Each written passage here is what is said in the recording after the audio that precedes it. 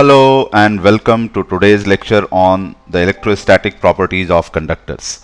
हमने conductors के बारे में पहले पढ़ा था कि conductors are such material which have excess of electrons और free charges. ठीक है, सारे कंडक्टर्स में इलेक्ट्रॉन्स ही नहीं होते, जैसे कुछ आयनिक कंडक्टर्स होते हैं, आयनिक सॉल्यूशंस जैसे है सॉल्ट को आपने पानी में अगर डिसॉल्व किया है तो वो भी एक कंडक्टर के जैसा बिहेव करता है, तो उसके अंदर सोडियम प्लस और क्लोरीन माइनस आयंस होते हैं। तो बेसिकली मुझे बोलना चाहिए फ्री चार्जेस। तो फ्री चार्जेस की वजह से कोई बॉडी कंडक्टिंग होता है। तो ये कंडक्टर्स इलेक्ट्रोस्टैटिक कंडीशन में कैसा बिहेव करेंगे ये आज हम पढ़ने वाले हैं। इलेक्ट्रोस्टैटिक कंडीशन और करंट कंडीशन ये थोड़ा सा डिफरेंट होता है एक दूसरे से। इलेक्ट्रोस्टैटिक कंडीशन बोलते हैं जब चार्जेस का मूवमेंट बंद हो गया हो, और करंट कंडीशन है जिसमें चार्जेस कॉन्टिन्यूअसली फ्लो कर रहा हो। तो मैं केवल इलेक्ट्रोस्टैटिक प्रॉपर्टीज आज डिस्कस करूंगा। तो सबसे पहले मैं एक एक्सपेरिमेंट आपके साथ शेयर करूंगा जिसको हम इलेक्ट्रोस्टैटिक इंडक्शन बोलते हैं। देखो यहां पर मैंने कुछ फ्री इलेक्ट्रॉन्स मेटालिक कंडक्टर के अंदर दिखाया हुआ है, और इस मेटालिक कंडक्टर के पास एक एक्सटर्नल चार्ज प्लस क्यू रखा हुआ है। इस प्लस क्यू का फील्ड यहाँ पे एक्सटर्नल फील्ड के जैसा दिखाया हुआ है। तो जो हमारे फ्री इलेक्ट्रॉन्स हैं उनके ऊपर अप्लाइड फील्ड या एक्सटर्नल फील्ड के ऑपोजिट डायरेक्शन में इस तरह से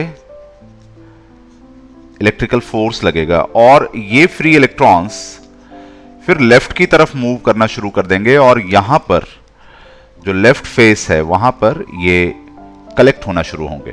अब क्योंकि हमारा मेटालिक कंडक्टर न्यूट्रल है, तो जो राइट फेस है या फार फेस है इसके ऊपर उतने ही पॉजिटिव चार्ज डेवलप होंगे। ठीक है, इनको हमने पहले भी इंड्यूस्ड चार्जेस का है, प्लस क्यू आई और ये माइनस क्यू आई।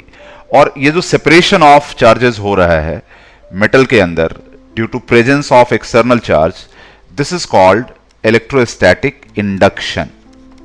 ठीक है, this is electrostatic induction, separation of charges in presence of an external charge is electrostatic induction. तो अब ये इंडक्शन का प्रोसेस कब खत्म होगा? क्या ऐसा होगा कि सारे इलेक्ट्रॉन फ्री जो भी मेटालिक कंडक्टर के अंदर हैं वो सारे के सारे लेफ्ट फेस पे आ जाएंगे और अंदर कोई फ्री इलेक्ट्रॉन ही नहीं बचेगा? आंसर है नहीं, ऐसे नहीं होता। इसमें एक्चुअली जो इंड्यूस्ड चार्जेस है plus Q I minus Q I, इनका अपना एक फील्ड सेटअप होगा मेटल के अंदर जो कि अप्लाइड फील्ड के ऑपोजिट डायरेक्शन में होगा। ये तुम देख सकते हो यहां पे। ये जो इंड्यूस्ड चार्ज का फील्ड है इसको मैं ई इंड्यूस्ड लिख रहा हूं, ये ई इंड्यूस्ड है। तो ये ई इंड्यूस्ड तुम देख सकते हो अप्लाइड फील्ड के ऑपोजिट डायरेक्शन में। तो इसकी वजह से जो अंदर फील्ड हमको मिलेगा वो वीक हो जाएगा। ठीक है, एक्सटर्नल फील्ड को कुछ हद तक ये कैंसिल करेगा। जैसे जैसे क्यू आई इंक्रीज होता जाएगा, इंड्यूस्ड चार्जेस बढ़ते जाएंगे, तो वैसे वैसे ये इंड्यूस्ड चार्जेस का फील्ड भी स्ट्रांग होता जाएगा, और अल्टीमेटली ये होगा कि ये जो इंड्यूस्ड चार्जेस का फील्ड है ये अप्लाइड फील्ड को पूरी तरह से कैंसिल कर देगा। जब तक ये कैंसिल नहीं करता तब तक इंड्यूस्ड चार्जेस बढ़ते रहेंगे और इंड्यूस्ड इलेक्ट्रिक फील्ड भी बढ़ता रहेगा। अल्टीमेटली इनसाइड हर पॉइंट पे फील्ड को जीरो हो जाना है, तभी चार्जेस का मूवमेंट बंद होगा, यानी फ्री चार्जेस का मूवमेंट तभी बंद होगा जब अंदर हर पॉइंट पे इलेक्ट्रिक फील्ड जीरो हो जाए। तो ये चीज बहुत जल्दी हो जाता है। मैं आपको बताऊं, आपको ऐसे लग रहा होगा कि इसमें बहुत टाइम लगता है, बट इलेक्ट्रिकल कम्युनिकेशन बहुत फास्ट होता है। ये चार्जेस आपस में बहुत फास्ट कम्युनिकेट करते हैं एट स्पीड ऑफ लाइट। तो अगर लेंथ ऑफ कंडक्टर 1 मीटर के ऑर्डर का है तो जो टाइम लगेगा इस पूरे चीज को कंप्लीट होने में वो 10⁻⁸ सेकेंड का टाइम लगेगा। ठीक है, ये चार्जेस अपनी अपनी जगह से थोड़ा थोड़ा आगे खिसक जाते हैं। तो इस तरह से ऐसा नहीं कि पूरा इलेक्ट्रॉन यहां राइट फेस से उठ के लेफ्ट फेस पे आता है, ऐसा नहीं होता। ये सारे इलेक्ट्रॉन्स थोड़ा थोड़ा खिसक जाते हैं। तो इसकी वजह से ये काम बहुत फास्ट हो जाता है। तो प्रैक्टिकली जैसे ही तुम बाहर एक्सटर्नल चार्ज रखोगे, उसके साथ के साथ ही इलेक्ट्रिक फील्ड कंडक्टर के अंदर जीरो हो जाएगा। तो तुम प्रैक्टिकली किसी भी मोमेंट पे बोल सकते हो कि अंदर इलेक्ट्रिक फील्ड जीरो है। इस कंडीशन को हम इलेक्ट्रोस्टैटिक कंडीशन बोलते हैं। इससे डिफरेंट एक कंडीशन होता है जिसको हम बोलते हैं करंट कंडीशन, जिसमें हम एक एक्सटर्नल पाथ प्रोवाइड करते हैं। ठीक है, current condition, external path provide करते हैं कि चार्जेस का मूवमेंट बंद ना हो, और इसके लिए आपको एक बाहर से सेल भी लगाना पड़ता है। तो आपने 10th क्लास में पढ़ा हुआ है कि इस तरह से अगर हम एक कंडक्टर को सेल से कनेक्ट करें तो सेल की वजह से एक इसके अंदर परमानेंटली इलेक्ट्रिक फील्ड रहता है, और ये लगातार फ्री इलेक्ट्रॉन्स को मूव कराता रहता है। ये फ्री इलेक्ट्रॉन्स इधर से मूव करके और ऐसे इस तरह से आते हैं फ्री इलेक्ट्रॉन्स, और फिर यहां से फ्री इलेक्ट्रॉन को ये यहां पे रख देता है। ये फ्री इलेक्ट्रॉन फिर यहां से एंटर कर जाता है, और इस तरह से फ्री इलेक्ट्रॉन का मूवमेंट होता रहता है। और इलेक्ट्रॉन के मोशन के उल्टे डायरेक्शन में हम बोलते हैं एक करंट फ्लो कर रहा है। तो इसमें इलेक्ट्रोस्टैटिक कंडीशन आता ही नहीं। तो इस केस में देखो, कंडक्टर के अंदर इलेक्ट्रिक फील्ड जीरो नहीं है। तो ये डिफरेंट कंडीशन है, इसको हम अगले चैप्टर में बहुत डिटेल में करेंगे।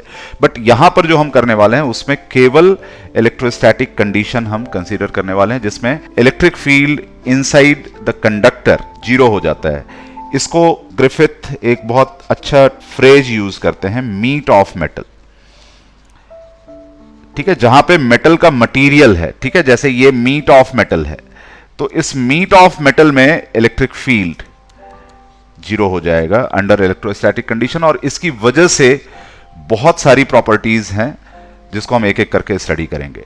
देखो, पहली प्रॉपर्टी ये है, any net charge given to a conductor resides on the surface. ठीक है, जैसे मान लो ये एक कंडक्टर है और मैंने इसको एक क्यू चार्ज दे दिया। ठीक है, अब ये नेट चार्ज अंदर नहीं रह सकता, ये पूरा का पूरा नेट चार्ज सरफेस के ऊपर आ जाएगा।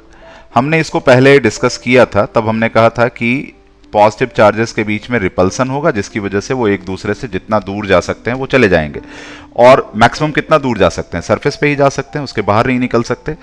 बट यहां पर अब मैं इसको गॉस लॉ से प्रूव कर सकता हूं। देखो, अगर मैं एक Gaussian surface just under the skin of conductor लूं, ठीक है, ये गॉसियन सरफेस है, तो इस गॉसियन सरफेस के ऊपर इलेक्ट्रिक फील्ड हर जगह क्या होगा, जीरो हो जाएगा, क्योंकि inside the meat of metal electric field होगा नहीं। तो जो फ्लक्स हो जाएगा that will also be zero. और गॉस लॉ ये बोलता है कि phi net is Q enclosed upon epsilon zero. तो अगर फाई जीरो है तो फिर क्यू एनक्लोज क्या हो जाएगा, दिस विल बी जीरो। यानी अंदर कोई नेट चार्ज नहीं हो सकता। ठीक है, चार्जेस तो होंगे, फ्री इलेक्ट्रॉन्स भी होगा, कुछ पॉजिटिव आयंस भी होंगे, बट सबका सम मिला करके अंदर हमेशा जीरो होगा। तो ये याद रखना कि अगर किसी मेटालिक सरफेस के जस्ट अंदर कोई गॉसियन सरफेस तुम ड्रॉ करते हो तो उसके अंदर नेट चार्ज हमेशा ही जीरो होता है। So any net charge given to the body will flow or move to the surface of the body. देखो, सेकेंड प्रॉपर्टी है कि a conductor is an equipotential body. ठीक है, इक्विपोटेंशियल का मतलब क्या है? इसका मतलब है कि कंडक्टिंग बॉडी में किसी पॉइंट से किसी और पॉइंट पे चले जाओ, पोटेंशियल में चेंज नहीं होना चाहिए। ठीक है, तो यहां पे मैंने दो पॉइंट्स दिखाए, ए और बी, और मैं ए से बी जा रहा हूं। तो डेल्टा वी जो होता है वो हमने पढ़ा है, this is minus E dot D R. But inside her point पे इलेक्ट्रिक फील्ड जीरो है, तो इसको अगर जीरो कर दोगे तो फिर डेल्टा वी क्या हो जाएगा, जीरो। तो इसका मतलब V A equal to V B, ये किसी भी दो पॉइंट के लिए हो जाएगा। इसका मतलब पूरे ही बॉडी का पोटेंशियल सेम है, हर पॉइंट पे पोटेंशियल एक जैसा है। ठीक है, इसका एक इंपॉर्टेंट इंप्लीकेशन क्या होगा, ये होगा कि जो कंडक्टर का सरफेस है, सरफेस ऑफ द कंडक्टर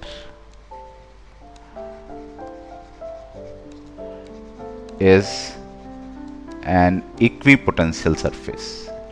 ठीक है, अगर ये पूरा बॉडी ही इक्विपोटेंशियल है तो फिर इसका सरफेस भी इक्विपोटेंशियल होगा। तो ये याद रखना है हमेशा। मैंने आपको शायद पहले बताया था इक्विपोटेंशियल सरफेसेस में कि कंडक्टिंग बॉडी का सरफेस हमेशा इक्विपोटेंशियल होता ही है। What is the third property? देखो, तीसरी प्रॉपर्टी ये है कि इलेक्ट्रिक फील्ड किसी भी कंडक्टिंग सरफेस के ऊपर परपेंडिकुलर होता है। ऐसा क्यों होता है? जैसे ये कंडक्टर है, मैं ये बोल रहा हूं कि इलेक्ट्रिक फील्ड जब भी होगा इसके सरफेस के ऊपर किसी भी पॉइंट पर, this will be perpendicular to the surface. हमने कहा कि जो कंडक्टर का सरफेस है वो इक्विपोटेंशियल सरफेस है।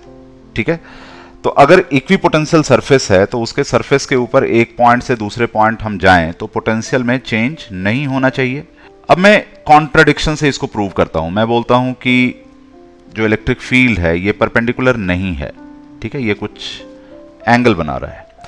तो अभी देखो, इसका एक कंपोनेंट सरफेस के पैरेलल होगा और एक कंपोनेंट फिर सरफेस के परपेंडिकुलर होगा। This is E parallel and this is E perpendicular.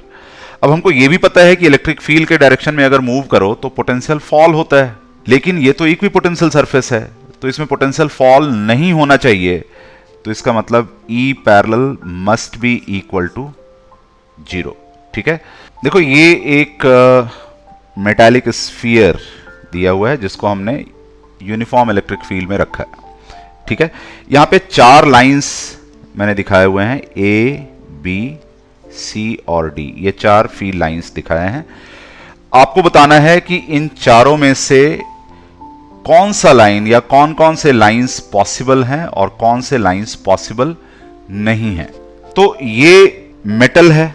अब मेटल के सरफेस के ऊपर फील्ड को होना चाहिए परपेंडिकुलर, और मेटल के अंदर यानी मीट ऑफ मेटल में इलेक्ट्रिक फील्ड को होना चाहिए 0। ये 2 चीजें हमने पढ़ा अभी तक। तो जरा फटाफट बताओ, फर्स्ट पॉसिबल है? पॉसिबल नहीं है, बिकॉज फर्स्ट केस में हमने मेटल के अंदर से फील्ड लाइन को पास करा दिया।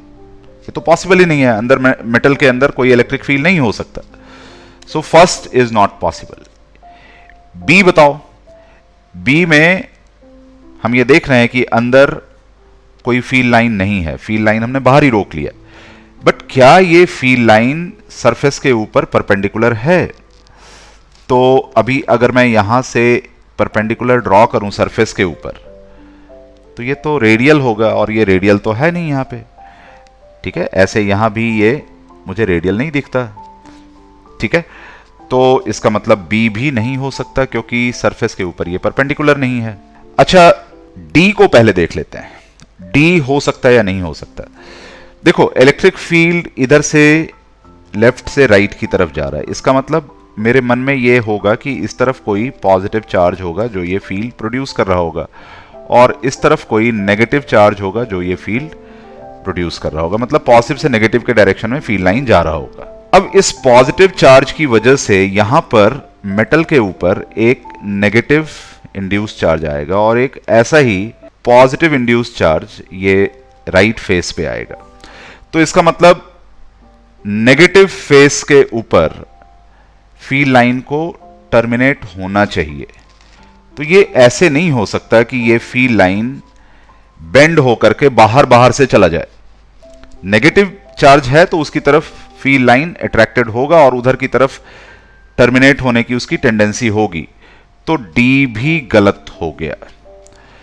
अब सी को देखते हैं। सी जो है ये इसकी पॉसिबिलिटी बिल्कुल है, क्योंकि यहां पे अगर देखें तो सी ये परपेंडिकुलर यहां पे फॉल कर रहा है, यहां भी ये परपेंडिकुलर यहां से निकल रहा है। यहां से निकलना चाहिए क्योंकि ये पॉजिटिव चार्ज है, और यहां पे टर्मिनेट होना चाहिए क्योंकि यहां पे नेगेटिव चार्ज। ठीक है, तो ये सारे ही कंडीशन को सेटिस्फाई कर रहा है। इसका मतलब सी सही है, क्योंकि अंदर फील्ड नहीं है, सरफेस के ऊपर ये फील्ड लाइन परपेंडिकुलर है, नेगेटिव वाले पे टर्मिनेट होता हुआ दिख रहा है हमको, जिधर नेगेटिव इंड्यूस चार्ज है, और जिधर पॉजिटिव इंड्यूस चार्ज है वहां से ये निकलता हुआ दिखाई दे रहा है। तो ये हमारे हिसाब से सही है। Third, C is correct. Next property है कि electric field near the surface of a conductor is sigma upon epsilon zero, where sigma is the surface charge density close to that point. ठीक है, इसका मतलब है मान लो ये हमारा एक कोई कंडक्टर है और इसके ऊपर चार्ज आर्बिट्ररी सरफेस डेंसिटी के साथ प्रेजेंट है और इसके किसी पॉइंट P पे अगर मुझे फील्ड निकालना है, ठीक है, ये पॉइंट P पर मुझे फील्ड निकालना है, तो मुझे क्या करना चाहिए? देखो, एक मैं गॉसियन सरफेस यहां पे ड्रॉ करूंगा। ये हमारा गॉसियन सरफेस है, ये एक सिलेंड्रिकल पिल बॉक्स है, ठीक है, जो पार्टली कंडक्टर के अंदर है, पार्टली बाहर है, और इसका क्रॉस सेक्शन जो है वो S है। तो ये सरफेस के एक एरिया S को कट करेगा, ठीक है।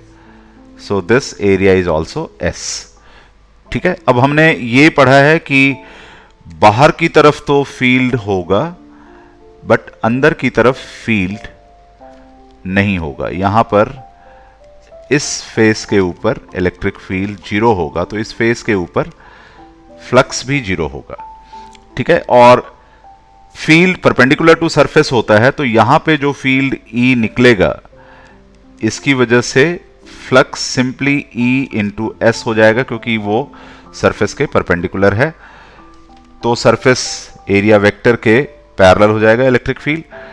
अच्छा, जो यहां पर चार्ज एनक्लोज्ड होगा, Q enclose, that will be sigma into S, क्योंकि यहां की सरफेस चार्ज डेंसिटी सिग्मा है, ठीक है। यहां पे चार्ज डेंसिटी लोकली सिग्मा है, और पॉइंट्स पे डिफरेंट हो सकता है, ठीक है, बट यहां पे सिग्मा है। अब मैं गॉस लॉ लगाऊंगा। From Gauss law, phi net is equal to Q enclosed upon epsilon zero. अच्छा, कर्व्ड सरफेस से जो फ्लक्स होगा वो जीरो होगा, क्योंकि इलेक्ट्रिक फील्ड लाइंस उस सरफेस के पैरेलल निकल जाएगा, उसको कहीं पे कट नहीं करेगा, ये तुम देख सकते हो। तो नेट फ्लक्स क्या हो जाएगा? सिर्फ E इंटू S, अंदर तो है ही नहीं फ्लक्स, और कर्व सरफेस पे भी फ्लक्स जीरो है। सो E into S is sigma S upon epsilon zero, and therefore E is sigma upon epsilon zero. कोई दिक्कत नहीं है, यहां तक हमने ये निकाल लिया। बट एक बड़ा क्वेश्चन यहां पे उठ खड़ा होता है कि हमने शीट ऑफ चार्ज के लिए तो गॉस लॉ में पढ़ा था कि इसके पास में कोई पॉइंट हो तो यहां पे field sigma upon 2 epsilon zero होता है। इसमें फर्क सिर्फ ये था कि इधर भी फील्ड होता था, जैसे इतना ही डिस्टेंस पीछे अगर कोई पॉइंट तुम Q ले लो तो यहां पे भी field sigma upon 2 epsilon zero होता था, जबकि यहां पे अंदर फील्ड जीरो होता है, ठीक है। मतलब सरफेस के दोनों साइड फील्ड नहीं होता। तो क्या सही है? क्या ये सही है या ये सही है, या इससे फर्क पड़ता है कि जो सरफेस है वो कंडक्टिंग है या नॉन कंडक्टिंग है? इलेक्ट्रिक फील्ड पे इससे फर्क पड़ता है क्या? पड़ना तो नहीं चाहिए, क्योंकि सोर्स तो वही चार्ज है जो यहां पे था, सिग्मा इंटू S, और इसकी वजह से इधर भी फील्ड था, इधर भी फील्ड था। बट फर्क सिर्फ यहां पे ये है कि इस बार सिग्मा इंटू S की वजह से फील्ड केवल आउटसाइड ही है, इनसाइड फील्ड नहीं है। तो मैं ऐसे करता हूं कि इस चार्ज की वजह से, और जो कंडक्टर के ऊपर अदर चार्जेस है, ठीक है, अदर चार्जेस, ठीक है, दो तरह में मैं डिवाइड कर लेता हूं। एक तो चार्ज जो यहां पे सरफेस के ऊपर है, और एक अदर चार्जेस, उनकी वजह से अलग अलग मैं फील्ड कंसीडर करता हूं। देखो, ये वही कंडक्टर है, मैं इसका इतना सा पार्ट मैं ले रहा हूं, और इस पे चार्ज सिग्मा इंटू S है, ठीक है, और ये सरफेस चार्ज, ठीक है, सरफेस चार्ज जिसके पास में ये पॉइंट हमारा P है, और ये अदर चार्जेस, ठीक है, बाकी के कंडक्टर सरफेस के ऊपर ये जो चार्जेस हैं इनको हम अदर चार्जेस बोल रहे हैं। तो P पॉइंट पर जो सरफेस चार्ज का फील्ड होगा, ऑब्वियसली पॉजिटिव चार्ज है तो मैं अवे फ्रॉम सरफेस दिखा रहा हूं और मैं इसको लिख रहा हूं E सिग्मा, ठीक है, जस्ट टू इंडिकेट कि ये सरफेस की वजह से। बट यहां पर जो अदर चार्जेस भी है, ठीक है, जैसे ये अदर चार्जेस है, तो इस अदर चार्जेस की वजह से एक फील्ड होगा और वो field away from other charges, क्योंकि वो भी चार्जेस पॉजिटिव हैं, अवे फ्रॉम अदर चार्जेस होगा और ये ई अदर्स ऐसे हो गया। तो जो EP है that is E sigma plus E others, और ये हमने अभी निकाला सिग्मा बाई एप्सिलॉन 0 है। अब अंदर की तरफ आ जाओ, अंदर में एक पॉइंट ले लो कोई और, लेट्स से A पॉइंट ले लिया, जस्ट इनसाइड आ रहे हैं, ठीक है, ये क्लैरिटी के लिए मैं थोड़ा सा अंदर की तरफ दिखा रहा हूं, बट जस्ट इनसाइड आ रहे हैं। तो देखो अदर्स की वजह से फील्ड पे तो कोई खास फर्क नहीं पड़ेगा, इसलिए क्योंकि अदर्स के रिस्पेक्ट में P पॉइंट और A पॉइंट, इनके लोकेशन में बहुत फर्क नहीं है, एक सरफेस के जस्ट अंदर है, एक सरफेस के जस्ट बाहर है। तो अदर्स के लिए तो अभी भी फील्ड इधर ही होगा, ठीक है, दिस इज E अदर्स, ठीक है, this is E others. But surface charge के लिए बहुत फर्क पड़ जाएगा, क्योंकि सरफेस चार्ज के लेफ्ट साइड ये पॉइंट है, तो यहां पे सरफेस चार्ज का फील्ड तो ऑपोजिट डायरेक्शन में हो जाएगा, ठीक है। अंदर जो फील्ड है E at A that is E others minus E sigma, और ये है कितना, ये 0 है। So these are two equations, अगर इनको सॉल्व करोगे तो तुम बहुत सिंपल सा रिलेशन पाओगे, E sigma equal to E others is equal to sigma upon 2 epsilon 0। तो देखो कोई डिस्क्रिपेंसी नहीं है, जो सरफेस चार्ज है उसके लिए ये P पॉइंट बहुत क्लोज है, तो P के लिए ये छोटा सा सरफेस भी इनफाइनाइट सरफेस के जैसा ही है और ये उतना ही फील्ड प्रोड्यूस कर रहा है जितना एक नॉन कंडक्टिंग सरफेस करता, सिग्मा बाई 2 एप्सिलॉन 0। लेकिन अदर चार्जेस की वजह से जो टोटल फील्ड आ जाता है that is sigma upon epsilon 0। तो यहां पे समझ लेना कि मेटल के केस में it's not just the surface charge which is contributing to the field, it is other charges as well which are contributing to the field. इसीलिए सारा फील्ड मिला के सिग्मा बाई एप्सिलॉन 0 हो जाता है, अकेला एक सरफेस का फील्ड अभी भी सिग्मा बाई एप्सिलॉन 0 है। तो ये कुछ प्रॉपर्टीज हैं। इसके अलावा एक और बहुत इंपॉर्टेंट प्रॉपर्टी है जो इलेक्ट्रिक फील्ड 0 से रिलेटेड नहीं है, बट ये बहुत इंपॉर्टेंट है, इसको हम बोलते हैं इलेक्ट्रोस्टैटिक शील्डिंग। इसको बहुत डिटेल में जानने की जरूरत होती है हमें। देखो एक मेटालिक स्फीयर है और सॉलिड है, इसके अंदर एक इर्रेगुलर शेप की कोई कैविटी है और इस कैविटी के अंदर मैंने एक चार्ज डाल दिया Q, ठीक है। अब मेटालिक स्फीयर के ऊपर अपने बॉडी के ऊपर कोई चार्ज नहीं है, ठीक है, नेट चार्ज 0 है। तो यहां से Q से फील्ड लाइन निकलेगा, बट हमको पता है कि in the meat of metal कोई भी इलेक्ट्रिक फील्ड पास नहीं करेगा। तो मैं एक गॉसियन सरफेस अगर इस कैविटी के जस्ट बाहर in the meat of metal बनाऊं, ठीक है, तो इस गॉसियन सरफेस से इलेक्ट्रिक फील्ड 0 होगा और फाई भी 0 हो जाएगा। तो इसका मतलब इसके अंदर नेट एनक्लोज चार्ज 0 हो जाना चाहिए, ठीक है। तो एक नेगेटिव चार्ज -Q इसके सरफेस पे इंड्यूस होगा और एक positive charge, equal positive charge, यहां पे एक -Q इंड्यूस हुआ, तो एक इक्वल पॉजिटिव चार्ज बाहर सरफेस पे इंड्यूस होगा, ठीक है। अब जो मेटल होता है इसकी प्रॉपर्टी ये है कि ये अंदर के चार्जेस को बाहर के चार्जेस के फील्ड से शील्ड करता है। शील्ड करना मतलब प्रोटेक्ट करना, और बाहर के चार्जेस को अंदर के चार्जेस के फील्ड से शील्ड करता है। ठीक है, तो मैं इसको ऐसे थोड़ा सा मैथमेटिकली लिख रहा हूं कि ई आउटसाइड ड्यू टू, अब ऑल को मैं कैपिटल में लिख रहा हूं, all inside charges, this is equal to 0। ठीक है, and E inside due to all outside charges, this is also equal to 0। ठीक है, ये मेटल की बहुत इंपॉर्टेंट प्रॉपर्टी है, इसी को हम बोलते हैं इलेक्ट्रोस्टैटिक शील्डिंग। ठीक है, इनसाइड के सारे चार्जेस को आउटसाइड के चार्जेस के फील्ड से बचाना, आउटसाइड के सारे चार्जेस को इनसाइड के फील्ड से बचाना। तो ये देखो लॉजिकल है यहां से कि Q से जो फील्ड निकलेगा वो अंदर सरफेस पे टर्मिनेट हो जाएगा। ठीक है, अंदर सरफेस पे टर्मिनेट हो जाएगा।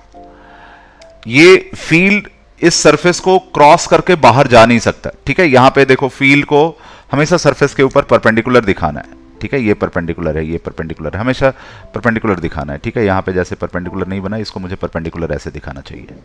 ठीक है, तो इनसाइड का सारा फील्ड अंदर ही रह जाएगा, ये मेटल के मीट को क्रॉस नहीं कर सकता। तो फील्ड अंदर टर्मिनेट हो गया। अब जो बाहर का फील्ड होगा वो बाहर के चार्जेस की वजह से होगा। ठीक है, बाहर जो चार्जेस आए प्लस Q, वो अपना फील्ड बनाएगा। अच्छा, बाहर जो सरफेस है, यहां पे मैंने स्फेरिकल सरफेस लिया है, तो एक सिमेट्रिकल सरफेस है, तो बाहर जो फील्ड लाइन होगा वो बिल्कुल सिमेट्रिकल ऐसे होगा, रेडियली आउटवर्ड एंड सिमेट्रिकल। ठीक है, like this, radially outward and symmetrical. ठीक है, बाहर जो चार्ज का डिस्ट्रीब्यूशन होगा वो यूनिफॉर्म होगा। इससे कोई फर्क नहीं पड़ता कि अंदर कैविटी का शेप क्या है और अंदर कैविटी के जो हमने चार्ज रखा है स्मॉल q वो कहां पे रखा है। अंदर कैविटी के सरफेस पे जो चार्ज डिस्ट्रीब्यूट होगा, this is cavity surface, definitely इस पे जो डिस्ट्रीब्यूशन होगा वो इस पे डिपेंड करेगा कि तुमने स्मॉल q को कैविटी के अंदर कहां रखा है। ठीक है, सरफेस के जिस पॉइंट के क्लोजर होगा स्मॉल q वहां पे फील्ड ज्यादा होगा, तो उस जगह पे जो चार्जेस इंड्यूस होगा वो भी ज्यादा इंड्यूस होगा। ठीक है, जैसे अगर मान लो ये यहां इस पॉइंट के ज्यादा क्लोज है तो यहां पे ज्यादा चार्ज इंड्यूस होगा, और जहां से दूर है यहां पे दूर है तो यहां पे कम चार्ज इंड्यूस होगा। ठीक है, तो अंदर कैविटी के सरफेस पे डेफिनेटली चार्ज की जो डेंसिटी होगी वो कैविटी के शेप और पोजीशन ऑफ इनसाइड चार्ज पे डिपेंड करेगा। ठीक है, तो इसको अच्छी तरह से याद रखना है कि अंदर के चार्जेस अंदर वाले आपस में एक दूसरे से इंटरेक्ट करेंगे और उनकी डेंसिटी जो है वो अंदर वाले चार्ज पे डिपेंड करेगा, कैविटी के शेप पे भी डिपेंड करेगा, लेकिन बाहर का चार्ज जो है वो इनसे इंडिपेंडेंट होगा। ठीक है, क्योंकि अंदर वाले चार्जेस का कोई इफेक्ट बाहर नहीं है। अब जैसे अगर मैं तुमसे पूछूं कि यहां पे कोई पॉइंट है, ठीक है, इस जगह पे कोई पॉइंट है, लेट्स से ए पॉइंट, तो electric field at A due to induced charges on cavity surface ये कितना होगा। ठीक है, मुझसे ये पूछा हुआ है। ठीक है, ये कितना होगा। तो अब मैं यहां पे ना थोड़ा सा लॉजिक यूज करूंगा। देखो, अभी मैंने कहा कि E at A due to all inside charges ये 0 है। ठीक है, तो इसका मतलब E at A due to Q plus E at A due to minus Q on cavity surface, ये दोनों वेक्टोरियली मिलाकर के 0 है। तो हमको तो ये पूछा हुआ है, So this will be equal to minus E at A due to Q. तो A पे जरा देखो, Q की वजह से जो फील्ड है वो ऐसे है, this is E at A due to Q. तो इसका मतलब है जो E at A due to cavity charges है वो जस्ट इसके इक्वल एंड ऑपोजिट होगा, this is E A minus Q. तो आंसर सीधा लिख दो, if this distance is R, ये डिस्टेंस दिया होगा, so this will be equal to KQ upon R square. ठीक है, मैग्नीट्यूड इतना और डायरेक्शन क्या हो जाएगा, direction is opposite to EAQ. ठीक है, तो इस तरह से हम सुपरपोजिशन को यूज करके बहुत इजीली बता सकते हैं कि जो इंड्यूस चार्जेस की वजह से फील्ड है वो कैसे होगा. ठीक है, इसका उल्टा सिचुएशन भी हो सकता है, बाहर चार्ज रखा हुआ हो और उसकी वजह से हम अंदर फील्ड व्हील निकाल रहे हो या किसी और पॉइंट पे फील्ड निकाल रहे हो. ठीक है, वो भी हो सकता है. जैसे मान लो सिचुएशन ये है कि बाहर हमने कोई Q डैश चार्ज रख दिया, अंदर कोई चार्ज नहीं रखा, तो उस केस में Q डैश की वजह से एक यहां पर चार्ज नेगेटिव इंड्यूस होगा. ठीक है, let us call this minus QI, और इतना ही एक पॉजिटिव चार्ज इस साइड इंड्यूस हो जाएगा, late us call this plus QI.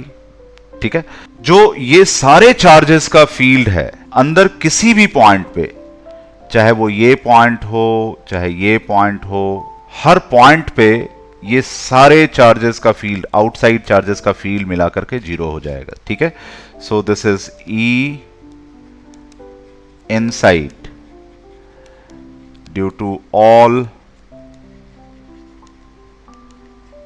Outside charges is equal to zero. ठीक है, वो आपने देखा होगा एक डिस्कवरी चैनल में, एक केज के अंदर किसी को खड़ा कर देते हैं और बाहर उस पर बहुत सारा चार्ज डालते हैं, बहुत सारा स्पार्क निकलता है, बट अंदर जो बंदा है उसको कोई हार्म नहीं होता, उसको शॉक नहीं लगता. इसलिए कई बार बोलते हैं कि in case of thunderstorm if you are inside a car you are safe, but Resnick लिखते हैं इसमें कि you are safe from electric shock but not from burning. ठीक है, अगर उस पर बिजली गिरी गई कार के ऊपर तो वो सारा जल जाना है. ठीक है, उसके अंदर जो बैठा है वो भी मर जाएगा, but he will not die because of electric shock, he will die because of burns. ठीक है, तो इलेक्ट्रिक फील्ड अंदर नहीं जाएगा, बाहर के सारे चार्जेस का मिलाकर के फील्ड अंदर जीरो होगा. अच्छा, मीट ऑफ मेटल में अगर कोई पॉइंट दिखाया हुआ है यहां पे, तो यहां पर तो वैसे ही इलेक्ट्रिक फील्ड जीरो होगा. ठीक है, तो इस पॉइंट पे अगर अंदर कोई चार्ज तुमने रखा है, मान लो Q चार्ज तुमने रख दिया और यहां पे एक माइनस Q चार्ज अंदर इसके सरफेस पे इंड्यूस भी हो गया, तो इन दोनों का मिला के फील्ड इस कैविटी से बाहर हर पॉइंट पे जीरो होगा. ये याद रखना, यहां भी जीरो होगा. और ये सारे चार्जेस का Q dash minus QI plus QI, इन सब का मिला के फील्ड इस पॉइंट पे ये भी जीरो हो जाएगा. और ओवरऑल फील्ड भी, मान लो ये पॉइंट को मैं A बोल रहा हूं, तो ओवरऑल फील्ड भी पॉइंट A पे जीरो हो जाएगा. EA overall is zero, EA all inside charges, this is 0, and EA all outside charges, this is also 0. ठीक है, तो ये सारा चीज जो है आप न्यूमेरिकल्स में काफी यूज करेंगे. ठीक है, इलेक्ट्रोस्टैटिक शील्डिंग के ऊपर बहुत सारे क्वेश्चंस पूछे जाते हैं. तो मैं एक छोटा सा एग्जाम्पल लेकर के आपको बताता हूं कि किस तरह से क्वेश्चंस इसमें पूछा जाएगा. देखो, ये एक सिचुएशन हमको दिया हुआ है कि एक थिक शेल है और इसके अंदर एक चार्ज हमने Q1 रखा हुआ है और एक बाहर चार्ज हमने Q2 रखा हुआ है. तो पहला चीज तुमको बताना है कि इंड्यूस चार्जेस या जो चार्ज अपीयर हो रहा है on inner and outer surfaces, ठीक है, ये बताना है। दूसरा हमको बताना है कि एक पॉइंट है, ये हमको दिया हुआ है ए, ठीक है, at point A field due to induced charges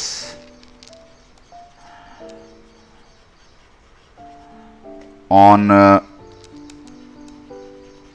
inner and outer surfaces, ये बताना है, ठीक है। तो सबसे पहले देखो यहां पर मैं यूज करूंगा ये फैक्ट कि मेटल के मीट से कोई फील नहीं जा सकता। इसका मतलब अगर मैं एक Gaussian surface through meet of metal draw करूं just outside the inner surface, तो इसके अंदर क्यू एनक्लोज क्या होना चाहिए, 0, क्योंकि इलेक्ट्रिक फील्ड इस पूरे सरफेस के ऊपर 0 है। तो इसके लिए जरूरी है कि इसके इनर सरफेस पे एक -Q1 चार्ज इंड्यूस हो। अब क्वेश्चन ये है कि क्या ये चार्ज यूनिफॉर्म होगा? आंसर है नहीं, क्योंकि Q1 कैविटी के सेंटर पे नहीं रखा हुआ है, सिमेट्रिकली नहीं रखा हुआ है। तो जो पॉइंट इसके ज्यादा क्लोज होगा वहां पे डेंसिटी ज्यादा होगा, और जो पॉइंट दूर होगा इससे वहां पे डेंसिटी कम होगा, ठीक है। होगा नेगेटिव चार्ज ही, लेकिन डेंसिटी ज्यादा या कम होगा। तो इस तरह से जो सरफेस के ऊपर, इनर सरफेस के ऊपर इंड्यूस्ड चार्ज है वो नॉन यूनिफॉर्मली डिस्ट्रीब्यूटेड है, बट जो टोटल इंड्यूस्ड चार्ज होगा दैट विल बी -Q1, क्योंकि नेट एनक्लोज चार्ज को 0 होना है। अब इस -Q1 की वजह से एक +Q1 का चार्ज बाहर वाले सरफेस पे आएगा। अब Q2 की वजह से जो चार्ज इस सरफेस पे इंड्यूस होगा, नियर सरफेस पे नेगेटिव और फार सरफेस पे पॉजिटिव, ठीक है। ये ऐसे इंड्यूस होता है, हमने पहले पढ़ा हुआ है। बट ये एक एक्स्ट्रा चार्ज +Q1 भी इस सरफेस के ऊपर रहेगा, क्योंकि पूरे मेटालिक बॉडी के ऊपर, इस थिक शेल के ऊपर जो नेट चार्ज है वो 0 है। तो अगर इनर सरफेस पे एक -Q1 चार्ज ऑलरेडी आ चुका है, तो आउटर सरफेस पे एक +Q1 चार्ज आएगा, तभी टोटल चार्ज 0 होगा, ठीक है। तो ये +Q1 चार्ज अब बाहर वाले सरफेस के ऊपर डिस्ट्रीब्यूट होगा, ठीक है। तो +Q1 पूरे सरफेस पे डिस्ट्रीब्यूट हो जाएगा, ऐसे करके पूरे सरफेस पे यूनिफॉर्मली डिस्ट्रीब्यूट होगा। तो तुम इसका एंड रिजल्ट देख सकते हो, यहां पर कैंसलेशन ऑफ चार्ज होगा, या यहां पे जो नेगेटिव चार्ज दिखाया जाएगा उसकी डेंसिटी बहुत ही कम होगी, ठीक है। हमको एग्जैक्टली नहीं पता कि यहां पे कितना नेगेटिव चार्ज आएगा एग्जैक्टली, क्योंकि वो बहुत सारे फैक्टर्स पे डिपेंड करेगा, वो सारा चीज हम यहां पे नहीं कर सकते। बट ये हमको पता है कि ज्यादा करके पॉजिटिव चार्ज इस तरफ होगा, इस तरफ ज्यादा करके पॉजिटिव चार्ज होगा। लेकिन अगर कोई पूछे कि Q इंड्यूस्ड आउटर टोटल कितना होगा, तो दैट विल बी +Q1, ठीक है। तो फर्स्ट पार्ट का आंसर हो जाएगा Q induced inner is -Q1 and Q induced outer सारा मिला करके इज +Q1, सो दैट इस पूरे हॉलो स्फीयर के ऊपर जो नेट चार्ज हो वो 0 होना चाहिए। अब सेकंड पॉइंट, सेकंड जो पार्ट है इसको देखते हैं। देखो at point A inner charges की वजह से जो नेट फील्ड होगा वो होगा 0। तो E at A inner charges this is equal to 0। अब ये इनर चार्जेस में क्या क्या है, एक +Q1 है और दूसरा इंड्यूस्ड है, ठीक है, दूसरा इंड्यूस्ड चार्जेस है। पर मुझसे पूछा हुआ है केवल इंड्यूस्ड चार्जेस का, तो इसका मतलब है मैं लिख सकता हूं E at A due to Q induced is negative of E at A due to +Q1। तो सिंपली +Q1 का जो फील्ड होगा वो तुम निकाल लो। तो ये डिस्टेंस हमको दिया हुआ होगा, ठीक है। अगर मान लो ये डिस्टेंस z दिया हुआ है, कुछ भी दिया हुआ हो सकता है, तो जो प्लस q का फील्ड है वो तो इधर है, अवे, ठीक है। और ये कितना है, k q1 upon Z square. तो जो इंड्यूस चार्जेस का फील्ड होगा वो ऑब्वियसली इसके ऑपोजिट होगा, ठीक है। It will be this, magnitude वही होगा k q1 upon Z square, लेकिन डायरेक्शन उल्टा होगा। तो यहां से आप इलेक्ट्रिक फील्ड इंड्यूस चार्जेस की वजह से ए पे निकाल सकते हैं। बाहर वाले सारे चार्जेस की वजह से ए पे जो फील्ड होगा वो भी जीरो होगा, ये आपको बताया था, ड्यू टू इलेक्ट्रोस्टैटिक शील्डिंग।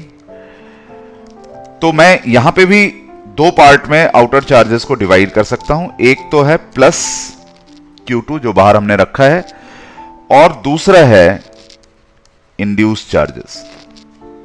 हमको इंड्यूस्ड की वजह से निकालना है, तो EA due to Q induced outer will be minus EA due to plus Q2। तो यहां पे भी आप ये इसको दोनों को ज्वाइन कर दीजिए, और ज्वाइन करके Q2 का जो फील्ड है वो इधर आएगा, ठीक है। Again you will be given this distance, ठीक है। Let us call this y। तो अगर ये y डिस्टेंस है तो this will be k q2 upon y square, और जो इंड्यूस चार्जेस का फील्ड होगा वो इसके ठीक ऑपोजिट होगा, और उसका भी मैग्नीट्यूड क्या होगा, k q2 upon y square. तो यहां पर भी हम इलेक्ट्रोस्टैटिक शील्डिंग के हेल्प से इंड्यूस चार्जेस की वजह से फील्ड निकाल सकते हैं। अब एक इंटरेस्टिंग चीज आईआईटी ने पूछा था एक बार कि इसमें फील्ड लाइंस का शेप कैसा होगा। तो चार चॉइस जो दिए थे वो इस तरह से थे। देखो ये जो चार आपको फिगर्स दिया हुआ है ये इसी केस का है, लेकिन थोड़ा सा डिफरेंट है। इसमें बाहर कोई चार्ज नहीं रखा हुआ है और अंदर एक चार्ज Q रखा हुआ है, और इसकी वजह से आपको बताना है कि जो इलेक्ट्रिक फील्ड लाइंस का शेप होगा या स्ट्रक्चर होगा वो किस तरह से होगा। तो अभी फर्स्ट वाले में देखो, फर्स्ट वाले में दिक्कत है। फर्स्ट वाले में इलेक्ट्रिक फील्ड लाइन को इस थिक शेल से होके पास करता हुआ दिखाया गया है, तो ये गलत है, क्योंकि मीट ऑफ मेटल में इलेक्ट्रिक फील्ड नहीं हो सकता।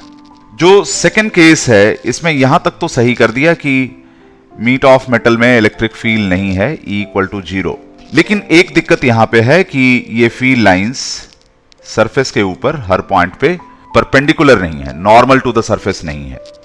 तो ये भी गलत हो जाएगा, क्योंकि जब ये सरफेस पे फॉल करना चाहिए तो रेडियल डायरेक्शन में फॉल करना चाहिए, तो ये गलत हो गया। अच्छा, इसमें ये केयर रखा गया है कि जो सरफेस पे फील्ड लाइन फॉल करे वो परपेंडिकुलर टू सरफेस फॉल करे, तो अंदर तो ठीक है। इसमें जो मीट ऑफ मेटल है उससे भी फील्ड नहीं दिखाया गया, वो भी ठीक है। बट देखो ऐसे लग रहा है कि जो बाहर वाला फील्ड लाइन है वो अंदर वाले का ही एक्सटेंशन है, अंदर वाले को ही आगे बढ़ा दिया गया, ठीक है। जबकि एक्चुअली ये होता है कि इलेक्ट्रोस्टैटिक शील्डिंग की वजह से आपको ये बिल्कुल बाहर से पता नहीं चल सकता कि अंदर कोई चार्ज है भी, अगर है तो वो किस पॉइंट पे है। तो ये इम्पॉसिबल है बाहर से बैठ करके ये बताना कि अंदर क्या सिचुएशन है, क्योंकि अंदर का सारा फील्ड अंदर ही रह जाता है। तो इसका मतलब अगर मैं थर्ड वाले को बोलता हूं कि ये सही है, तो फिर तो मुझे लोकेशन पता चल जाएगा स्मॉल q का कहां पे है। तो ये इलेक्ट्रोस्टैटिक शील्डिंग की वजह से इम्पॉसिबल है, इसलिए ये भी गलत है।